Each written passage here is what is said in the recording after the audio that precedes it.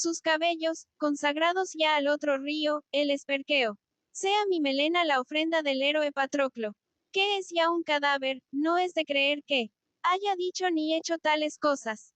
Tampoco consideraremos cierto todo eso que se cuenta del arrastre de Héctor en torno al monumento de Patroclo, o de la matanza de prisioneros sobre la Pira. Ni permitiremos que crean los nuestros, que Aquiles, hijo de una diosa y de Peleo, hombre el más sensato y descendiente en tercer grado de Zeus. Aquiles, educado por él, sapientísimo Seo Quirón, era hombre de tan perturbado espíritu, que reunía en el dos afeccio. Nes tan contradictorias entre sí como una vil avaricia y un soberbio desprecio de dioses y hombres. Bien dices convino.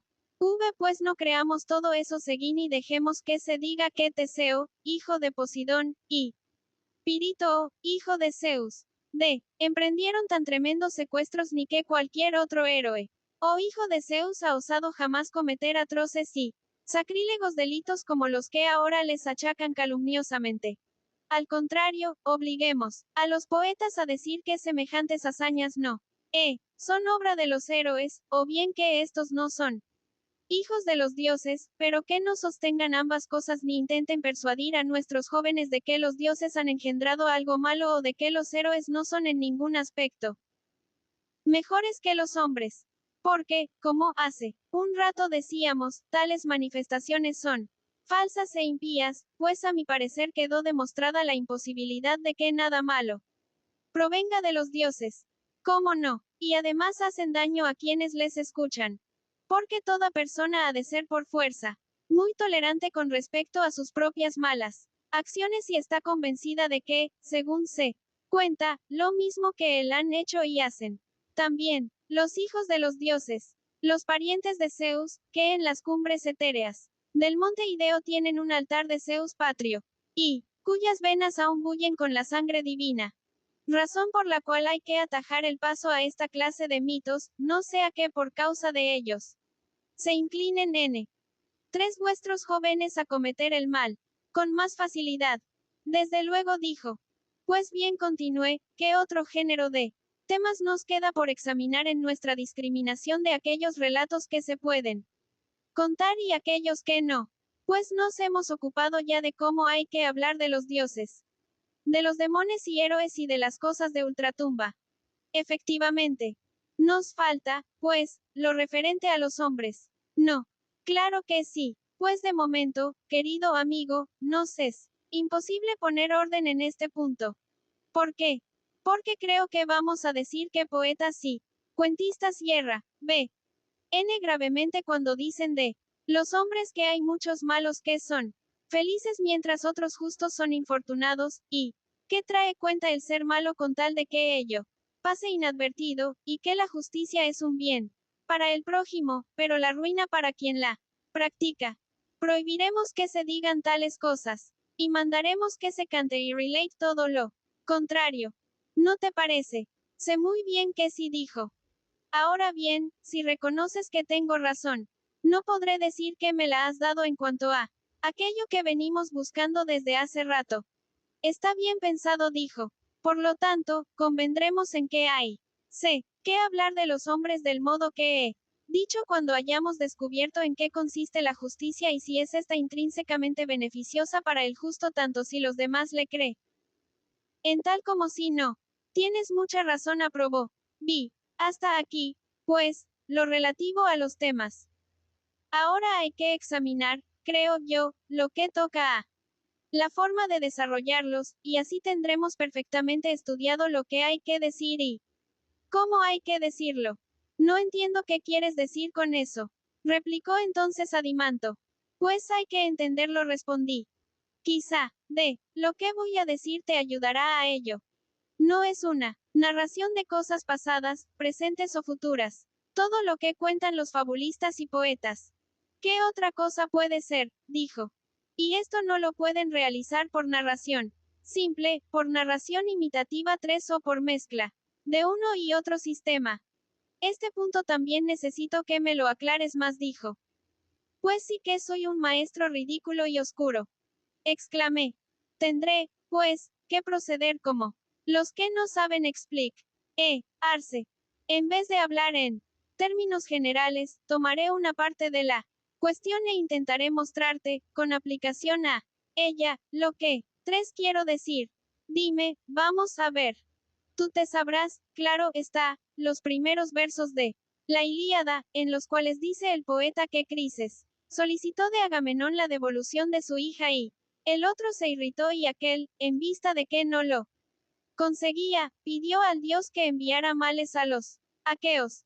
Sí que los conozco. Entonces sabrás también que hasta unos determinados versos, y a la íntegra tropa rogó y sobre todo, a ambos hijos de Atreo, los ordenadores de Blos, habla el propio poeta, que no intenta siquiera inducirnos a pensar que sea otro y no él. B. Quien habla. Pero a partir de los versos siguientes habla como si él fuese Crises y procura por todos los medios que creamos que quien pronuncia las palabras no es Homero, sino el anciano sacerdote. Y poco más o menos de la misma manera ha hecho las restantes narraciones de lo ocurrido en Ilión e Ítaca y la Odisea. Entera. Exacto dijo. Pues bien, no es narración tanto lo que presenta en los distintos parlamentos como lo intercalado entre ellos. ¿Cómo no ha de serlo? Y cuán se o nos ofrezca un parlamento en que habla por boca de otro, no diremos que entonces acomoda todo lo posible su modo de hablar al de aquel de quien nos ha advertido de antemano que va a tomar la palabra. Claro que lo diremos. Ahora bien, el asimilarse uno mismo a otro, en habla o aspecto, no es imitar a aquel al cual se asimila uno. ¿Qué otra cosa va a hacer? Por consiguiente, en un caso como este tanto el poeta de que hablamos como los demás desarrollan su narración por medio de la imitación. En efecto, en cambio, si el poeta no se ocultase detrás de nadie, toda su de ra poética y narrativa se desarrollaría sin ayuda de la imitación. Para que no me digas que esto tampoco lo entiendes. Voy a explicarte cómo puede ser así. Si Hornero, después de haber dicho que llegó Crises, llevando consigo el rescate de su hija, en calidad de suplicante de los aqueos y en particular de los reyes, continuase hablando como tal. Homero, no como si se hubiese transformado en Crises, te darás perfecta cuenta de que en tal caso no habría imitación, sino narración simple, expresada aproximadamente en estos términos. Hablaré en prosa, pues no soy poeta. Llegó el sacerdote e hizo votos para que los dioses concedieran a los griegos el regresar indemnes después de haber tomado Troya y rogó también que, en consideración al dios, le devolvieran su hija a cambio del rescate. Ante estas sus palabras, los demás asintieron respetuosamente, pero Agamenón se enfureció y le ordenó que se marchase enseguida para no volver más, no. Fuera que no le sirviesen de nada el cetro y las ínfulas del dios. Dijo que, antes de que le fuese devuelta su hija, envejecería esta en Argos, acompañada del propio Agamenón. Mandóle, en fin, que se retirase sin provocarle si quería volver sano y salvo a su casa. El anciano sintió temor al oírle y marchó en silencio. Pero, una vez lejos del campamento, dirigió una larga súplica a Apolo, invocándole por todos sus apelativos divinos, y le rogó que, si alguna vez le había sido agradable con fundaciones de templos o sacrificios de víctimas en honor del Dios, lo recordase ahora y, a cambio de ello, pagasen los aqueos sus lágrimas con los dardos divinos. He aquí, amigo mío, terminé, ¿cómo se desarrolla una narración simple, no imitativa? B. Ya me doy cuenta, dijo. 7. Pues bien, date cuenta igualmente. Agregué de que hay un tipo de narración opuesto al citado, el que se da cuando se entresaca lo intercalado por el poeta entre los parlamentos y se deja únicamente la alternación de estos. También esto lo comprendo, dijo. Tal cosa ocurre en la tragedia. Muy justa apreciación, dije. Creo que ya te he hecho ver suficientemente claro lo que antes no podía lograr que entendieras. Que hay una especie de ficciones poéticas que se desarrollan enteramente por imitación. En este apartado entran la tragedia, como tú dices, y la comedia. Otra clase de ellas emplea la narración hecha por el propio poeta. procedimiento que puede encontrarse particularmente en los ditirambos. Y, finalmente, una tercera reúne ambos sistemas y se encuentra en las epopeyas y otras poesías. ¿Me entiendes? Ahora comprendo, dijo lo que querías decir entonces. Recuerda también que antes de esto decíamos haber hablado ya de lo que se debe decir. Pero todavía no de cómo hay que hacerlo. Ya me acuerdo. Pues lo que quería decir era precisamente que resultaba necesario llegar a un acuerdo acerca de si dejaremos que los poetas nos hagan las narraciones imitando o bien les impondremos que imiten unas veces sí, pero otras no y en ese caso cuándo deberán o no hacerlo, o, en fin, les prohibiremos en absoluto que imiten. Sospecho, dijo, que vas a investigar si debemos admitir o no la tragedia y la comedia en la ciudad. Tal vez, dije yo, o quizá cosas más importantes todavía que estas. Por mi parte, no lo sé. Todavía. A donde quiera que la argumentación nos arrastre como el viento, allí habremos de ir. Tienes razón, dijo. Pues bien. Considera, Adimanto, lo siguiente. ¿Deben ser imitadores nuestros guardianes o no? No depende la respuesta de nuestras palabras anteriores, según las cuales cada uno puede practicar bien un solo oficio, pero no muchos, y si intenta dedicarse a más de uno no llegará a ser tenido en cuenta en ninguno aunque ponga mano en muchos. ¿Cómo no va a depender? No puede decirse lo mismo de la imitación, que no puede ser capaz la misma persona de imitar muchas cosas también como una sola. No. Pues mucho men. 3. Os podrá simultanear la práctica de un oficio respetable con la imitación profesional de muchas cosas distintas cuando ni siquiera dos géneros de imitación que pare sen hallarse tan próximos entre sí como la comedia y la tragedia es posible que los practiquen bien al mismo tiempo las mismas personas. ¿No llamabas hace un momento imitaciones a estos dos géneros? Sí, por cierto. Y tienes razón. No pueden ser los mismos. Tampoco se puede ser rapsodo y actor a la vez. Es verdad. Ni siquiera simultanean los actores la media con la tragedia. Y todos estos son géneros de imitación, no. Lo son. Es más, creo, Adimanto, que son todavía menores las piezas en que están fragmentadas las aptitudes humanas, de tal manera que nadie es capaz de imitar bien muchos caracteres distintos, como tampoco de hacer bien aquellas mismas cosas de las cuales las imitaciones no son más que reproducción. Muy cierto, dijo. 8.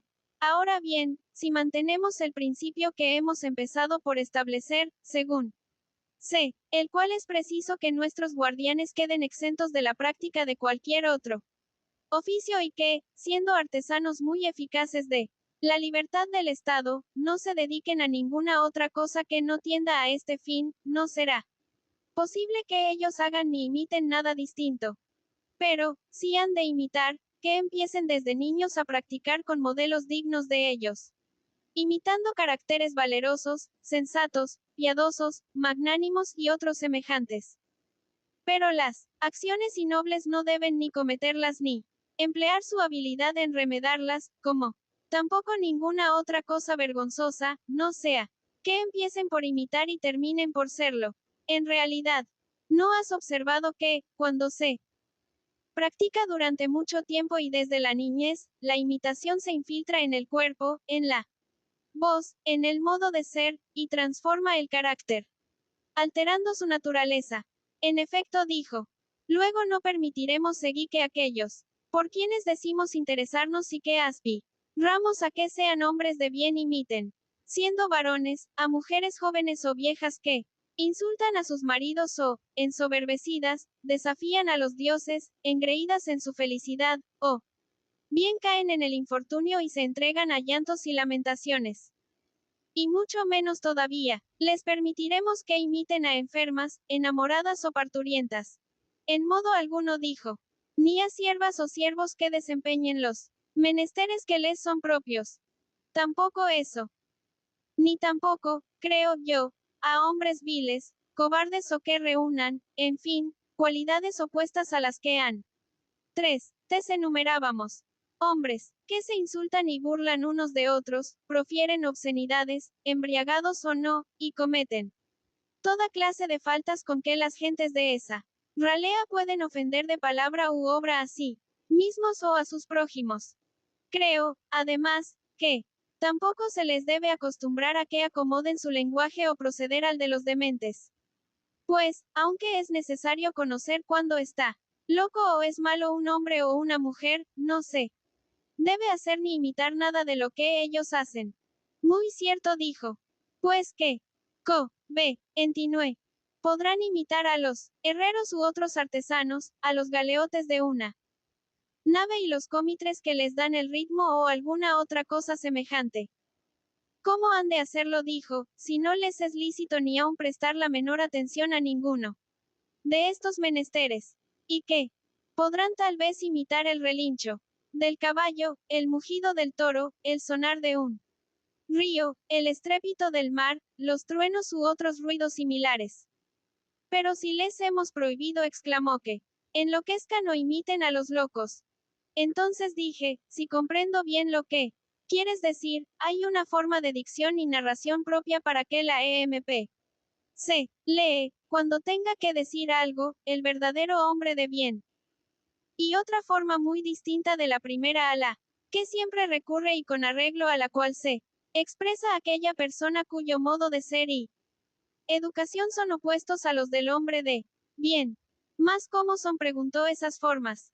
A mí me parece, expliqué, que, cuando una persona como es debido llegue, en el curso de la narración, a un pasaje en que hable o actúe, un hombre de bien, estará dispuesto a referirlo, como si él mismo fuera ese hombre y no le dará de vergüenza alguna el practicar tal imitación si él imitado es una buena persona que obra irreprochable y cuerdamente. Pero lo hará con menos gusto y frecuencia si ha de imitar a alguien que padece los efectos de la enfermedad, el amor, la embriaguez o cualquier otra circunstancia parecida. Ahora bien, cuando aparezca un personaje indigno del narrador, éste se resistirá a imitar seriamente a quien vale menos que él y, o no lo hará sino de pasada, en el caso de que el personaje haya de llevar a cabo algo una buena acción, o se negará a hacerlo por vergüenza, ya que, además de que carece de experiencia para imitar a personas de esa índole, rechaza la idea de amoldarse y adaptarse al patrón de gentes más bajas que él a quienes desprecia de todo corazón. Esto siempre que no se trate de un mero pasatiempo. Es natural, dijo. Y X empleará, pues, el tipo de narración que estudiábamos hace poco con referencia a los poemas de Homero y su dicción participará de ambos procedimientos, imitativo y narrativo. Pero la imitación constituirá una pequeña parte. Con respecto a los largos trozos de narración. Vale lo que digo. Vale, dijo. He ahí el tipo de dicción que es. Fuerza que emplee un narrador como ese. En cambio, treso continué, cuanto menos valga. El hombre que no sea así, tanto más se inclinará a contarlo todo y no considerar nada como indigno de su persona, de modo que no habrá cosa que no se arroje a imitar seriamente y en presencia de muchos. Por ejemplo, imitará, como antes decíamos, truenos, bramar de vientos y resonar de granizos, chirridos de ejes y poleas, trompetas, flautas, siringas, sones de toda clase de instrumentos y hasta voces de perros, ovejas y pájaros. No se convertirá, pues, su dicción en una simple imitación de ruidos y gestos que contenga, todo lo más, una pequeña parte narrativa. Es forzoso también convino que así suceda. Pues ahí tienes concluí las dos clases de dicción de que hablaba. En efecto, así son, dijo él. Ahora bien, la primera de las dos clases presenta pocas variaciones. Una vez se ha dado al discurso la armonía y ritmo que le cuadran. C. El que quiera declamar bien no tiene casi más que ceñirse a la invariable y única armonía, pues las variaciones son escasas siguiendo igualmente un ritmo casi uniforme. Efectivamente, dijo, así es. Más que diremos de la otra clase. No, ocurre todo lo contrario, que, por reunir en sí variaciones de las más diversas especies, necesita, para ser empleada con propiedad, de toda clase de armonías y ritmos. Tampoco ocurre así, en efecto.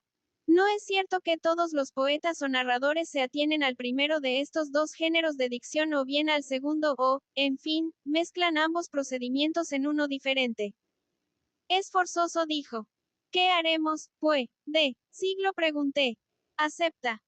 Remos en la ciudad todos estos géneros o bien uno u otro de los dos puros o tal vez el mixto. Si ha de vencer mi criterio, dijo, la imitación pura de lo bueno. Sin embargo, Adimanto, también resulta agradable el mixto. Pero el que más agrada con mucho, tanto a los niños como a sus ayos y a la multitud en general, es el género opuesto al que tú eliges. En efecto, es el que más gusta.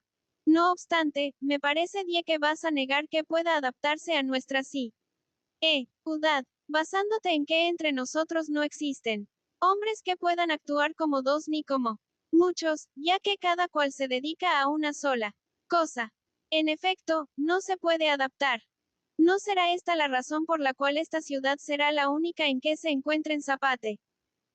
Ross, que sean solo zapateros y no pilotos, además de zapateros, y labriegos que únicamente sean labriegos y no jueces, amén de labriegos, y soldados que no sean más que soldados sino negociantes y soldados al mismo tiempo, y así sucesivamente. Es verdad, dijo. Parece, pues, que, si un hombre capacitado 3. Por su inteligencia para adoptar cualquier forma e imitar todas las cosas, llegara a nuestra ciudad con intención de exhibirse con sus poemas, caeríamos de rodillas ante él como ante un ser divino, admirable, ley seductor, pero, indicándole que ni existen entre nosotros hombres como él ni está permitido que existan, lo reexpediríamos con destino a otra ciudad, no. Sin haber vertido mirra sobre su cabeza y coro. Nado esta de lana. Y, por lo que a nosotros toca, nos contentaríamos, por nuestro bien, con escuchar a otro poeta o fabulista más austero, aunque menos agradable, que no nos imitara más que lo que dicen los hombres de bien ni se saliera en su lenguaje de aquellas normas que establecimos en un principio, cuando comenzamos a educar a nuestros soldados. Efectivamente, dijo, así lo haríamos si se nos diese oportunidad. Pues bien, continué. Ahora parece, querido amigo, que hemos terminado por completo con aquella parte de la música relacionada con los discursos y mitos. Ya se ha hablado de lo que hay que decir y de cómo hay que decirlo. Así lo creo yo también, dijo. Después, CS de esto seguí nos queda aún lo referente al carácter del canto y melodía, no. Evidentemente. Ahora bien, no está al alcance de todo el mundo el adivinar lo que vamos a decir, sí. Hemos de ser consecuentes con lo ya hablado acerca de cómo deben ser uno y otra. Entonces Glaucón se echó a reír y dijo: por mi parte, Sócrates, temo que no voy a hallarme incluido en ese mundo de que hablas. Pues por el momento no estoy en condiciones de conjeturar qué es lo que vamos a decir, aunque lo sospecho. De todos modos contesté, supongo que es de tú primero si estarás en condiciones de afirmarlo. Que la melodía se compone de tres elementos, que son letra, armonía y ritmo. Sí, dijo. Eso al menos lo sé. Ahora bien, tengo entendido que las palabras de la letra en nada difieren de las no acompañadas con música en cuanto a la necesidad de que unas y otras se atengan a la misma manera y normas establecidas hace poco. Es verdad, dijo. Por lo que toca a la armonía y ritmo, han de acomodarse a la letra. ¿Cómo no? Ahora bien, dijimos que en nuestras palabras no necesitábamos para nada de trenos y lamentos. No, efectivamente. ¿Cuáles son? Pues, las armonías lastimeras. Dímelas tú, que eres músico. La lidia mixta enumeró, la lidia tensa y otras semejantes. Tendremos, por tanto, que suprimirlas. No, dije, porque no son aptas ni aun para mujeres de mediana condición, cuanto menos para varones. Exacto. Tampoco hay nada menos apropiado para los guardianes que la embriaguez, molicie y pereza. ¿Cómo va a haberlo? Pues bien, ¿cuáles de las armonías son muelles y convivales? Hay variedades de la jonia y lidia, dijo que suelen ser calificadas de laxas. 3. ¿Y te servirías alguna vez de estas armonías, querido, ante un público de guerreros? En modo alguno negó. Pero me parece, que omites la Doria y Frigia. Es que yo no entiendo de armonías, dije. Más permite aquella que sea capaz de imitar debidamente la voz y acentos. B. De un héroe que, en acción de guerra u otra esforzada empresa, sufre un revés o una herida o la muerte u otro infortunio semejante y, sin embargo, aun en tales circunstancias se defiende firme y valientemente contra su mala fortuna. Y otra que imite a alguien que, en una acción pacífica y no forzada, sino espontánea, c. intenta convencer a otro de algo o le suplica, con preces si es un dios o con advertencias o amonestaciones si se trata de un hombre, o al contrario, que atiende a los ruegos, lecciones o reconvenciones de otro, y, habiendo logrado, como consecuencia de ello, lo que apetecía, no se envanece, antes bien, observa en todo momento sensatez y moderación y se muestra satisfecho con su suerte. Estas dos armonías, violenta y pacífica, que mejor pueden imitar las voces de gentes desdichadas o felices, prudentes o valerosas, son las que debes dejar. Pues bien dijo, las armonías que deseas conservar no son otras que las que yo citaba ahora mismo. Entonces seguí, la ejecución de nuestras melodías y cantos no precisará de muchas cuerdas ni de lo panarmónico. No creo, dijo. No tendremos, pues, que mantener constructores de triángulos, péctide, D, S y demás instrumentos policordes y poliarmónicos. Parece que no, y que admitirás en la ciudad a los flauteros y flautistas. No es la flauta el instrumento que más sones distintos ofrece, hasta el punto de que los mismos instrumentos panarmónicos son imitación suya. En efecto, lo es, dijo. No te quedan, pues dije, más que la lira y cítara como instrumentos útiles en la ciudad. En el campo, los pastores pueden emplear una especie de zampoña. Así al menos nos lo muestra la argumentae. Sion dijo. Y no haremos nada extraordinario, amigo mío, dije, al preferir a Apolo y los instrumentos apolíneos antes que a Marcias y a los suyos. No, por Zeus, exclamó, creo que no. Por el Can, exclamé a mi vez. Sin darnos cuenta de ello estamos purificando de nuevo la ciudad que hace poco llamábamos ciudad de lujo. Y hacemos bien, dijo él. Sí, pues. Dije. Purifiquemos también lo que nos queda. A continuación de las armonías hemos de tratar de lo referente a los ritmos. No para buscar en ellos complejidad ni gran 4. Diversidad de elementos rítmicos, sino para averiguar cuáles son los ritmos propios de una vida ordenada y valerosa. Y, averiguado esto, haremos que sean forzosamente el pie y la melodía los que se adapten al lenguaje de un hombre de tales condiciones y no el lenguaje a los otros dos. En cuanto a cuáles sean estos ritmos, es cosa tuya el designarlos, como hiciste con las armonías.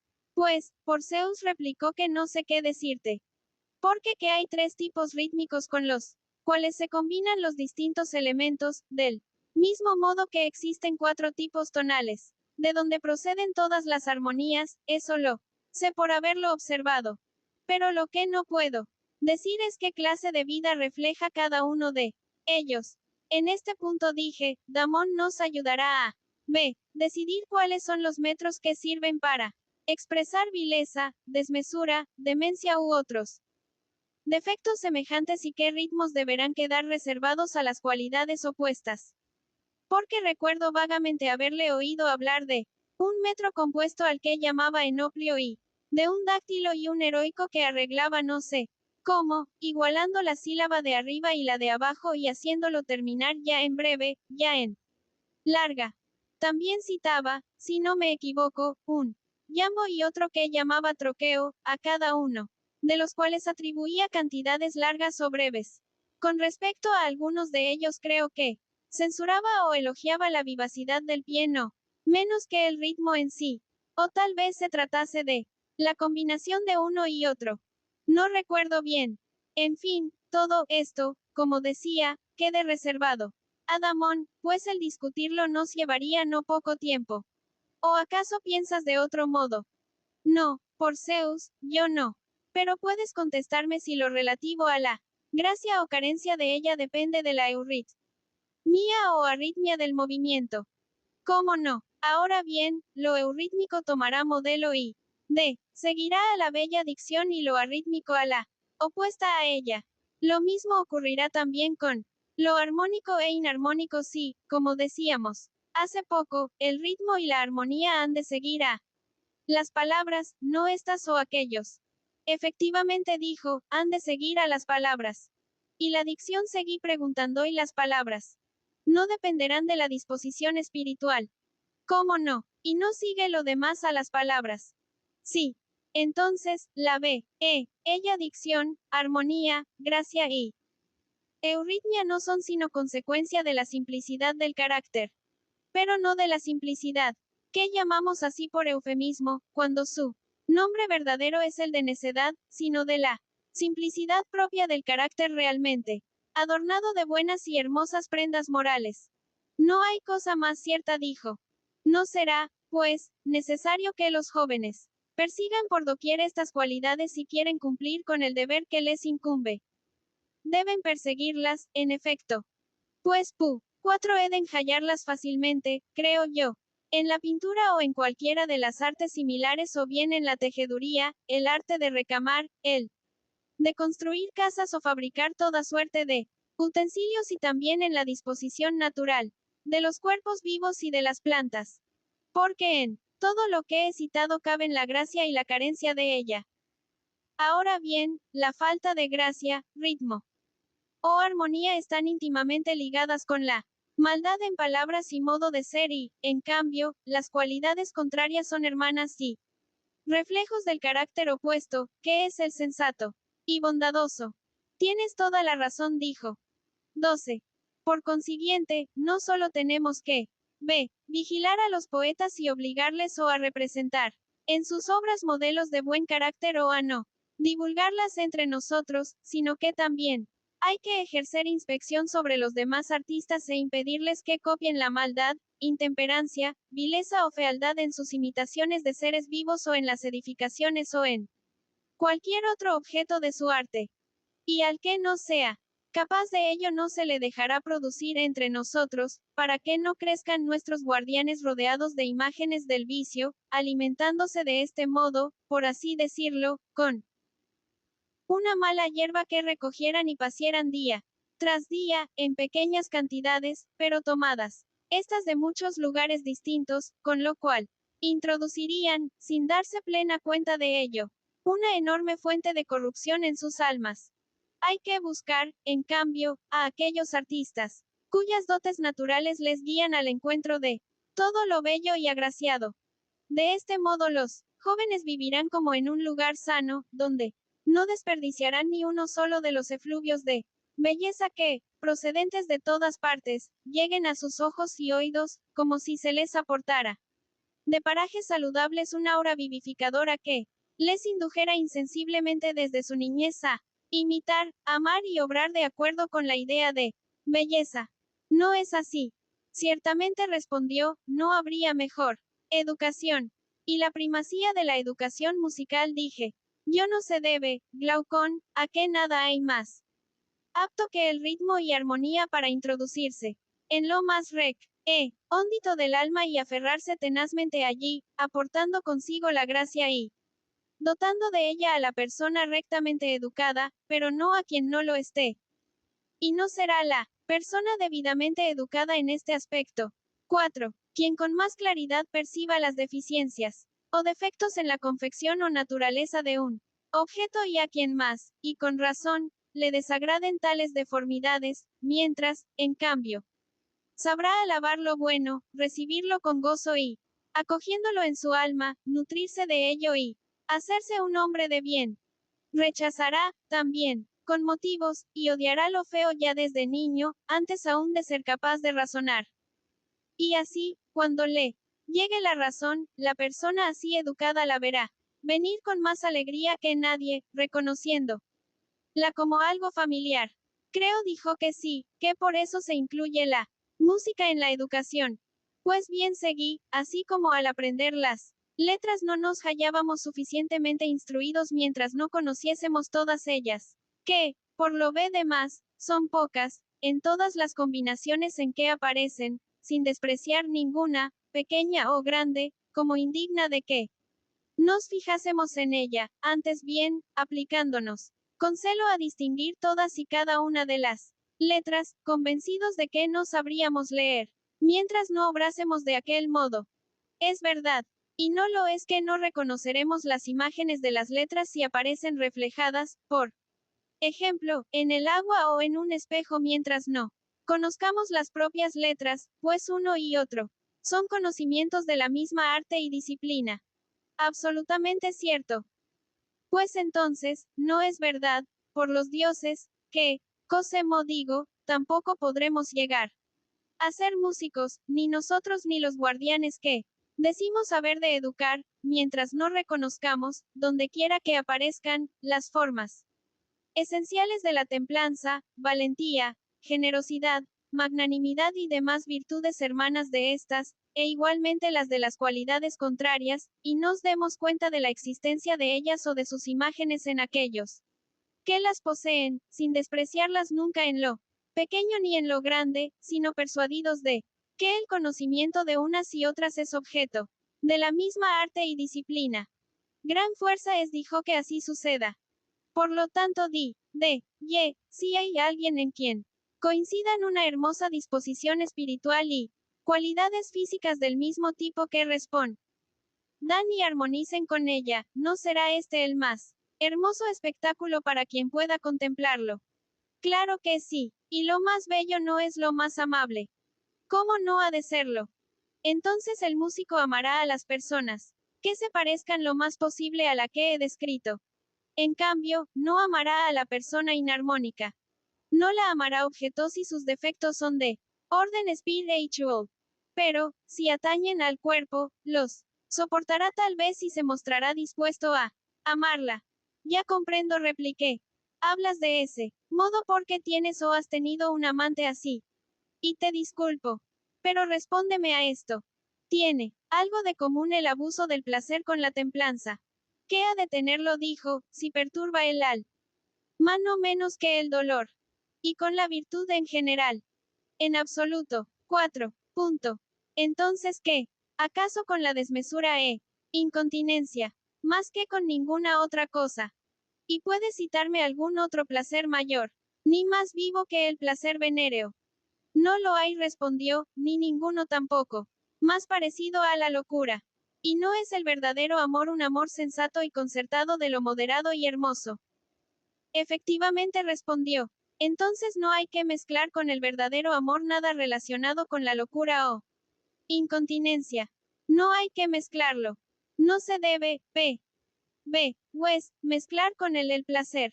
¿De qué hablábamos? Ni debe intervenir para nada en las relaciones entre amante y amado. Que amen y sean amados como es debido. No, por Zeus convino, no se debe mezclar. Oh, Sócrates. Por consiguiente, tendrás, según parece, que dar a la ciudad que estamos fundando una ley que prohíba que el amante bese al amado. Esté con él y le toque sino como a un hijo, con fines honorables y previo su consentimiento, y prescriba que, en general, sus relaciones con aquel por quien se afane sean tales que no den jamás lugar a creer que han llegado a extremos mayores que los citados. Y, si no, habrá de sufrir que se le moteje de ineducado y grosero. Así será, dijo. Pues bien, ¿no te parece? A ti concluí que con esto finaliza nuestra conversación sobre la música. Por cierto, que ha terminado por donde debía terminar. Pues es preciso que la música encuentre su fin en el amor de la belleza. De acuerdo con Vino. 13. Bien. Después de la música hay que educar a los muchachos en la gimnástica. ¿Cómo no? Es necesario, pues, que también en este aspecto reciban desde niños una educación cuidadosa a lo largo de toda su vida. Mi opinión acerca de la gimnástica es la siguiente. Pero, considera tú también el asunto.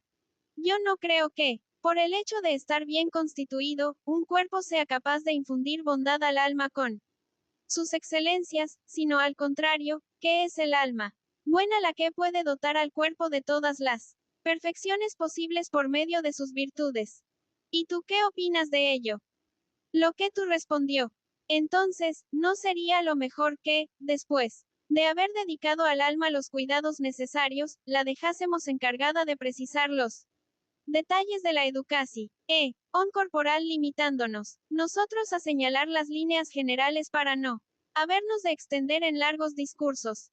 Exacto. Pues bien, con respecto a la embriaguez dijimos que habían de renunciar a ella. Porque de nadie es menos propio, creo yo, que de un guardián el embriagarse y no saber ni en qué lugar de la tierra se halla. Sería ridículo, dijo, que el guardián necesitara de un guardián. Y acerca de la alimentación. Nuestros hombres deben ser atletas que luchen en el más grande certamen. ¿No es así? Sí. Entonces les resultará conveniente el régimen de vida que observan estos atletas. Tal vez. 4. Sin embargo, objeté, se trata de un régimen apto para producir somnolencia y hacer la salud precaria. ¿No has observado que estos atletas se pasan la vida durmiendo y, a poco que se aparten de las normas que les han fijado, sufren grandes y violentas enfermedades? Sí, lo he observado. Es necesario, pues dije, un régimen de vida más flexible para nuestros atletas guerreros, ya que tienen por fuerza que estar, como los canes, siempre en vela, tener sumamente aguzados vista y oído y, aunque cambien muchas veces de aguas y alimentos o padezcan soles y temporales en sus campañas, su salud no debe sufrir quebranto alguno. Así me parece a mí. ¿No será, pues, la mejor gimnástica hermana de la música de que hace poco hablábamos? ¿A qué te refieres? A una gimnástica sencilla y equilibrada, sobre todo si la han de practicar soldados. Pues ¿cómo será esta?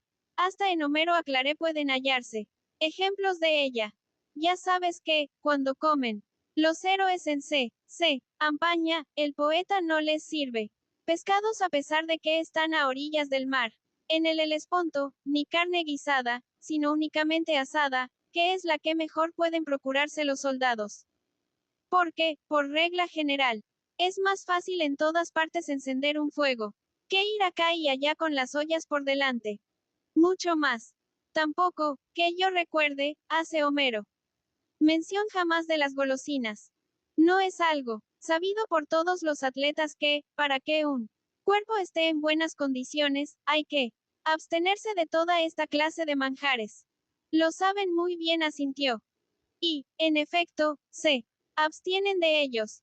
No creo, pues, que apruebes, amigo mío, la de cocina siracusana ni la variedad de guisos que se comen en Sicilia, si es que te parece que esto está bien. Me temo que no. También censurarás, por consiguiente, que tengan una amiguita corintia los hombres que deben mantener sus cuerpos en forma.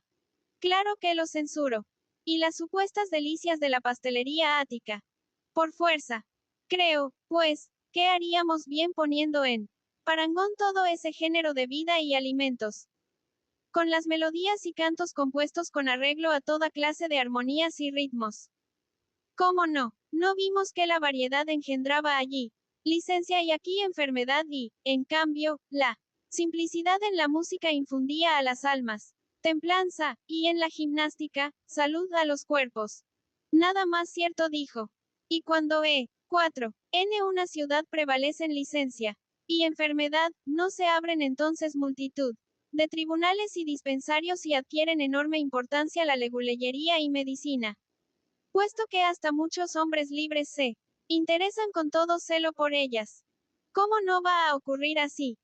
14. Podrá, pues, haber un mejor testimonio de la mala y viciosa educación de una ciudad que el hecho de que no ya la gente baja y artesana, sino INCL. B. Uso quienes se precian de haberse educado como personas libres, necesiten de hábiles médicos y jueces. ¿Y no te parece una vergüenza y un claro indicio de ineducación el verse obligado, por falta de justicia en sí mismo, a recurrir a la ajena, convirtiendo así a los demás en señores y jueces de quien acude a ellos? No hay vergüenza mayor, convino. Pero no crees, seguí interrogando, que hay otra situación más vergonzosa aún que la citada, la del que no solo pasa la mayor parte de su vida demandando y siendo demandado ante los tribunales, sino que incluso es inducido por su mal gusto a jactarse de esta misma circunstancia, y hace alarde de su habilidad para delinquir y su capacidad para dar toda clase de rodeos, recorrer todos los caminos y escapar, doblándose como el mimbre con tal de no sufrir su castigo, y eso en asuntos de poca o ninguna monta, sin comprender cuánto mejor y más decoroso es disponer la vida de cada uno de manera que no se necesite para nada de la intervención de un juez somnoliento. Cierto, asintió. Esto es peor todavía que aquello. Y el necesitar de la medicina seguí cuando no obligue a ello una herida o el ataque de alguna enfermedad epidémica, sino el estar, por efecto de la molicie o de un régimen de vida como el descrito, llenos, tal que pantanos, de humores o flatos, obligando a los ingeniosos asclepíadas a poner a las enfermedades nombres como flatulencias o catarros. ¿Eso no te parece vergonzoso? Mucho, dijo. Realmente, qué nuevos y estrambóticos son esos nombres de enfermedades. Nombres tales, dijo, como, según yo creo, no existían en tiempos de Asclepio. Y lo deduzco de que, hallándose ante Troya sus hijos, no reprendieron a la Q4. Herido, Eurípilo, le daba a beber vino de Pramno profusamente espolvoreado con harina de cebada y queso rallado. Ingredientes que, por cierto, me parecen ser inflamativos, ni tampoco reprocharon su proceder a Patroclo, que cuidaba del paciente. Pues vaya una bebida extraña, comentó para quien estaba así. No lo es tanto, repliqué, si recuerdas que la terapéutica, pedagógica, de las enfermedades, lo que hoy se llama yátrica, no estaba en uso entre los asclepíadas, según dicen, antes de la época de Heródico. Pero este, que era profesor de gimnasia y perdió la salud, hizo una mixtura de gimnástica y medicina y comenzó por torturarse a sí mismo para seguir después torturando a muchos otros más. ¿Cómo? Inquirió. Dándose, respondí, una muerte lenta. Porque, por no ser capaz, supongo yo, de sanar de su enfermedad, que era mortal, se dedicó a seguirla paso a paso y vivió durante toda su vida sin otra ocupación que su cuidado, sufriendo siempre ante la idea de salirse lo más mínimo de su dieta acostumbrada. Y así consiguió llegar a la vejez muriendo continuamente en vida por culpa de su propia ciencia. Pues así que sacó buen partido de su arte. Guión, exclamó. Como es Nat. Jural que suceda, dije, a quien no sabe que no fue por ignorancia ni por inexperiencia de esta rama de la medicina por lo que Asclepio no la transmitió a sus descendientes, sino porque sabía que en toda ciudad bien regida le está destinada a cada ciudadano una ocupación a que ha de dedicarse forzosamente, sin que nadie tenga tiempo para estar enfermo y cuidarse durante toda su vida. Lo que resulta gracioso es que nosotros nos demos cuenta de ello en cuanto se refiere a los artesanos y no, en cambio, cuando se trata de personas acaudaladas y que parecen ser felices. ¿Cómo? Dijo. 15 cuando está enfermo. Un carpintero. Aclaré, pide al médico que le dé a beber una pócima que le haga vomitar la enfermedad o que le libere de ella mediante una evacuación. Por abajo, un cauterio o una incisión. Y si se le va con prescripciones de un largo régimen, aconsejándole que se cubra la cabeza con un gorrito de lana y haga otras cosas por el estilo. Enseguida sale diciendo que no tiene tiempo para estar malo ni vale la pena vivir de ese modo, dedicado a la enfermedad y sin poder ocuparse del trabajo que le corresponde. Y luego, manda a paseo al médico, se pone a hacer su vida corriente y, o se cura y vive en lo sucesivo, atendiendo a sus cosas, o bien, si su cuerpo no puede soportar el mal, se muere y queda con ello libre de preocupaciones. En efecto, dijo, he ahí el género de medicina que parece apropiado para un hombre de esa clase.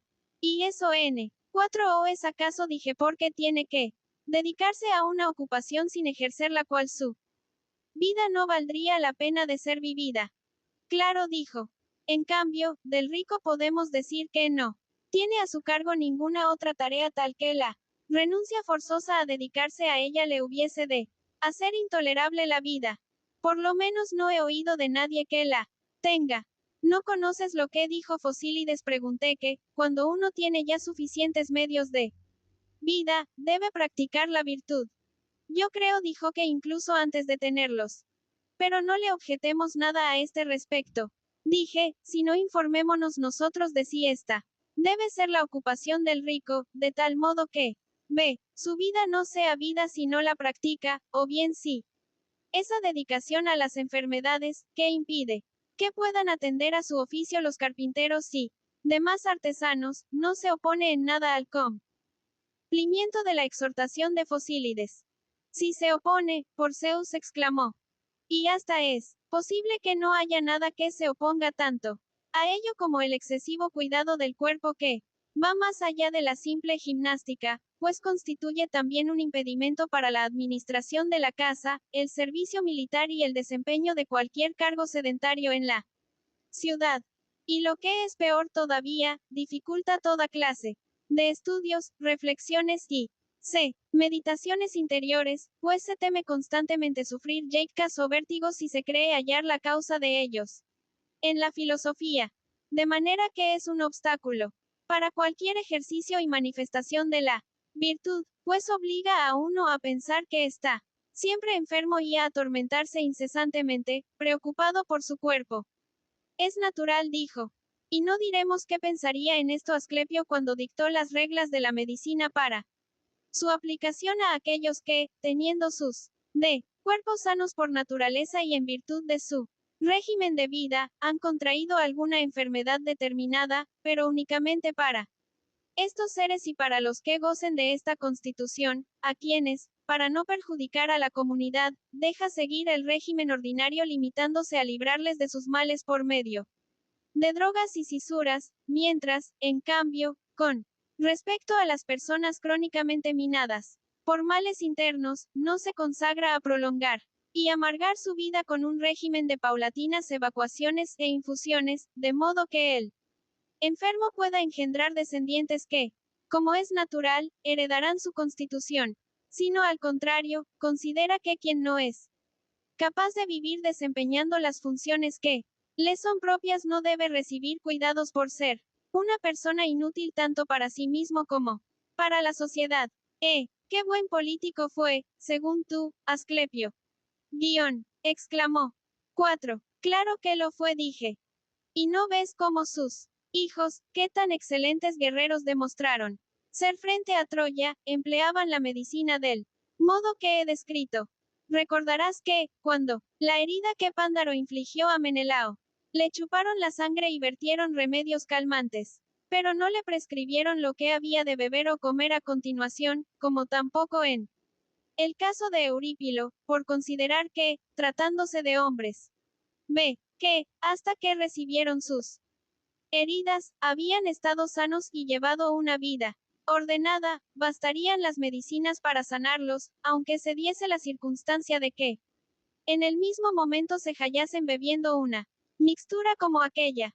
Pero de las personas constitucionalmente enfermizas o de costumbres desarregladas pensaban que, como la prolongación de su vida no había de reportar ventaja alguna a sí mismos ni a sus prójimos, no debía aplicarse a estos seres el arte médico ni era posible atenderles aunque fuesen más ricos que el mismo Midas.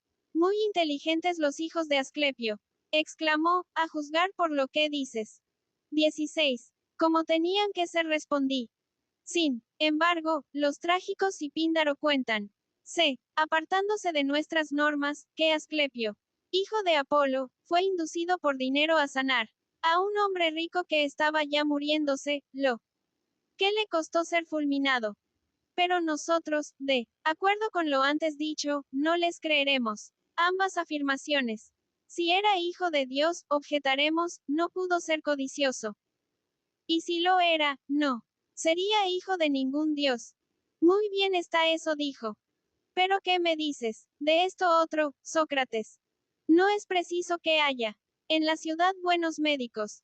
Y estos serán, me figuro yo, aquellos de por cuyas manos hayan pasado más personas sanas y enfermas, del mismo modo que también son buenos jueces los que han tratado con más hombres de los más distintos modos de ser, en efecto convine, e incluso muy buenos.